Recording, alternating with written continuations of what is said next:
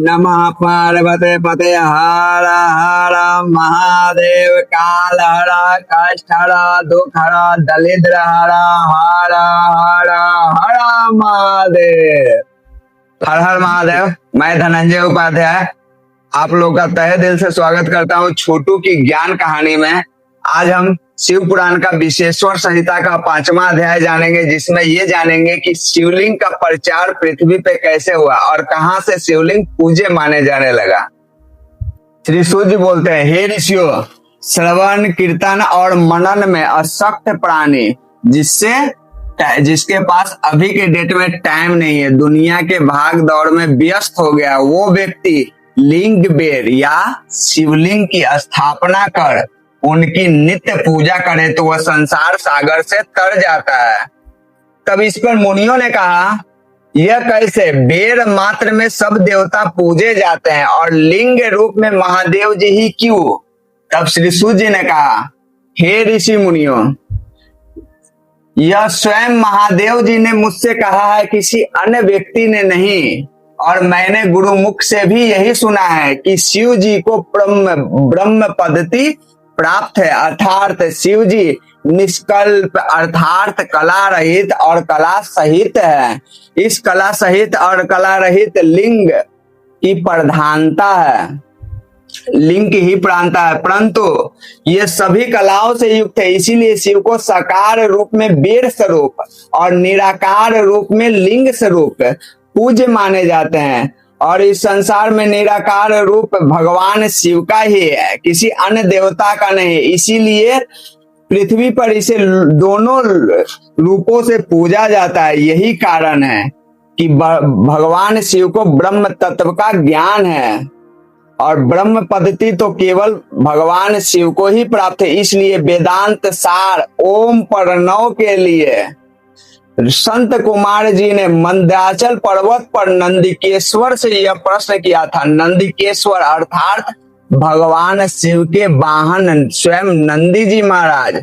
उनसे पूछे थे संत कुमार जी कि हे नंदिकेश्वर, भगवान शिवलिंग की पूजा क्यों की जाती है? तो इस पर नंदिकेश्वर ने स्वयं उत्तर दिया था, कला पूर्ण भगवान शिव का बेर पूजन और सारे देवता का बेर पूजन होता है, लेकिन निराकार अर्थात शिवलिंग की ही पूजा विशेष रूप से मानी जाती है, क्योंकि शिव जी को ब्रह्म पद्धति प्राप्त है और देवों के देव महादेव कहे जाते हैं। इसीलिए शिवलिंग पूजा पृथ्वी पर अवश्य होती है और वेद भी जिनके आज्ञा दी है।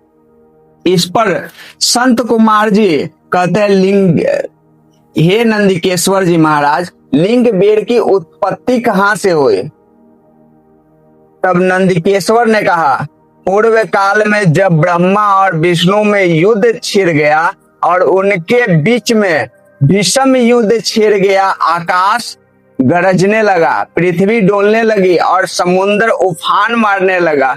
इससे भयानक तबाही देखकर सारे देवता भगवान शिव के पास गए और शिव जी सारी समस्याओं को सुनकर तत्काल उस स्थान पर प्रकट हुए जहां भगवान विष्णु और ब्रह्मा जी युद्ध कर रहे थे। वहां पे भगवान शिव स्तंभ के रूप में प्रकट हुए और उनसे बोला, सर्वप्रथम वही होगा जो मेरी शुरुआत या अंत को खोज दे। तब देवता लोग की आज्ञा पाकर भगवान विष्णु और ब्रह्मा एक दूसरे के विपरीत दिशा की ओर चल पड़े और स्तंभ का स्रोत खोजने के लिए निकल पड़े। तभी से यह जगत में शिवलिंग की प्रधानता है और शिवलिंग निराकार रूप में और साकार रूप में भगवान शिव की मूर्ति की पूजा की जाती है। जो भी व्यक्ति इस दोनों रूप की पूजा करता है वो भोग और मोक्ष को प्राप्त कर लेता है, इसमें कोई भी संदेह नहीं है। तो शिव पुराण विशेश्वर संहिता 5वां अध्याय समाप्त हुआ। प्रेम से बोलिए नमः पार्वते पते हर हर हर महादेव।